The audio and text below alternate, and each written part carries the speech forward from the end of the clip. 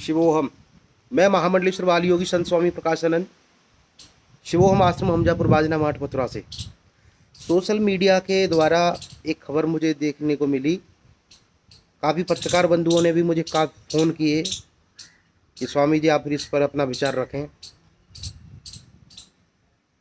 इटावा के अंदर एक कथाकार के साथ जो बदसलूकी की गई, उसका अपमान किया गया।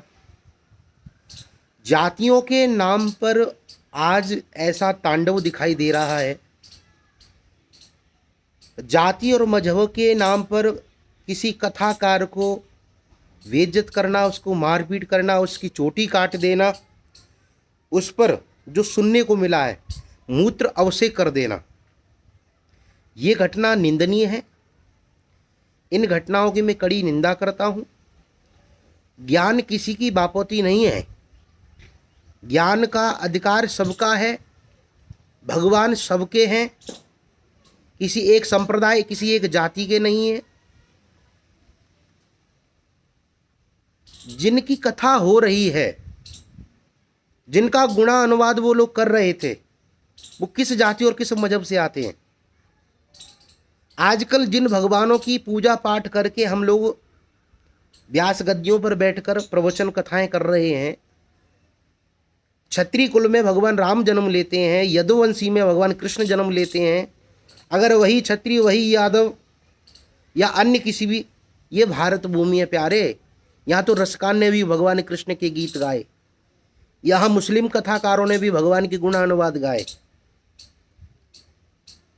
या रहदास हुए, या कबीरदास हुए। किसी भी जाति के कारण आप किसी को अपमानित करें कि आप कथाकार नहीं बन सकते, आप मंच पर नहीं बैठ सकते, आप भगवान की कथा नहीं गा सकते, ये घोर निंदनीय है। आपको कथा नहीं करानी थी, नहीं कराएं, और आपने उनका जो अपमान किया वो निंदनीय है। सुनने को मिल रहा है कि कथाकारों ने भी क्या किया, वो एक कानूनी कार्रवाई होनी चाहिए। अगर ब्राह्मणों ने गलती की है, उन ब्राह्मण परिवार ने गलती की है, उन पर भी कानूनी कार्रवाई होनी चाहिए। अगर उन लोगों ने भी बदसलूकी की है, कथाकारों ने, उनके साथ होना। पर जाति का क्यों, जाति के नाम पर लड़ाई क्यों? आज जाति का कार्ड खेलने के लिए चुनावी माहौल बना दिया इन लोगों ने। आपस में हिंदू, आपस में जाति के नाम पर हिंदुओं को लड़ा रहे हो आप लोग, केवल एक वोट बैंक के लिए। बड़े बड़े राजनेता इसका समर्थन करने के लिए उतर आए। प्यारे, इस सनातनी संस्कृति का सत्यानाश ना करो। सभी लोग जन्म जाए थे शूद्रे, सब व्यक्ति जन्म से शूद्र ही तो है। ब्रह्म जानाति स ब्राह्मण है, जो ब्रह्म को जानता वो ब्राह्मण है।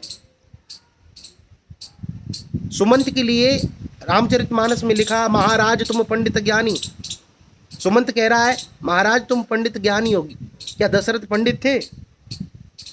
ज्ञानी को पंडित कहा जाता है। मैं आपसे बार बार निवेदन करूंगा, भगवान कृष्ण का जिन्होंने नाम संस्करण किया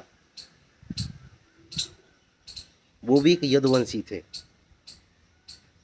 गर्गाचार्य जी भी यदुवंशी थे। मैं बार बार निवेदन यही करूंगा, किसी भी जाति का कोई कार्ड मत खेलो, जाति के नाम पर हिंदुओं को मत लड़ाइए।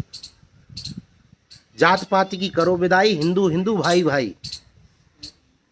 बहुत हो गया है। ये जातिवाद का राक्षस जिस दिन मर जाएगा ना, उस दिन इस भारत में सनातन का पंचम लहराएगा। आगे ये दुर्दशा देखने को मिल रही है। लोग धर्म परिवर्तन करने लग गए हैं। हमारे ही भाई बंधुओं ने अपने मंदिरों में कुछ दलित परिवारों को नहीं आने दिया, देखने को मिला वो जाके किसी मस्जिद में ढोक देने लग गया। प्यारे, निवेदन करूंगा, सोचनीय विषय है ये। क्यों नहीं मंदिर में जाने दे रहे, क्यों नहीं कथा करने दे रहे हो? क्या कथा पर अधिकार आपका ही है? वह वैष्णव होना चाहिए, ब्रह्मनिष्ठ होना चाहिए, ब्रह्मवेता होना चाहिए, आत्मज्ञानी होना चाहिए, शास्त्रों का ज्ञानी होना चाहिए। जिसके पास ज्ञान है वही ज्ञानी है, वही ब्राह्मण है। ये वर्ण व्यवस्था है, जाति व्यवस्थाएं नहीं है। आज जाति व्यवस्था के कारण आप लोग कितने अपने परिवार को खो चुके हो, आपको पता नहीं है। ये जातिवाद का राक्षस एक दिन आप सबको खा जाएगा।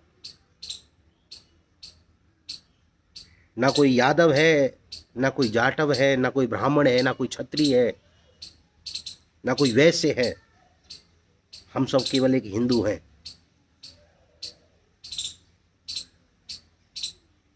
हिंदू होकर जीना है। कानून को अपना कार्य करने दो। जो गलत है उस पर कानूनी कार्रवाई होनी चाहिए। भगवान किसी के नहीं है, भगवान सबके हैं। मुझे ये सुनने को मिला, बहुत दुख हो रहा है। मैं अपनी बात कह भी नहीं पा रहा हूं।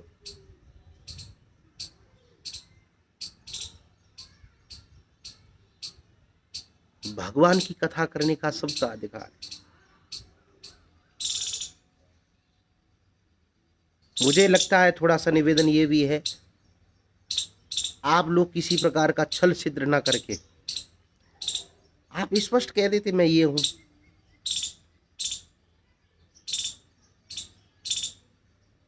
सबका अधिकार है, सब लोग अपनी कथा कर सकते हैं।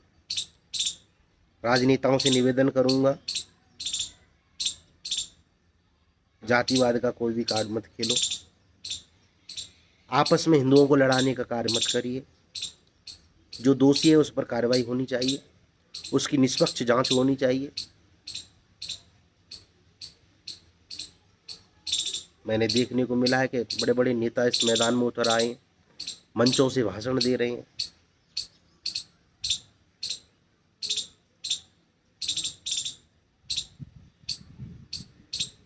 बस इतना ही कहती वाणी।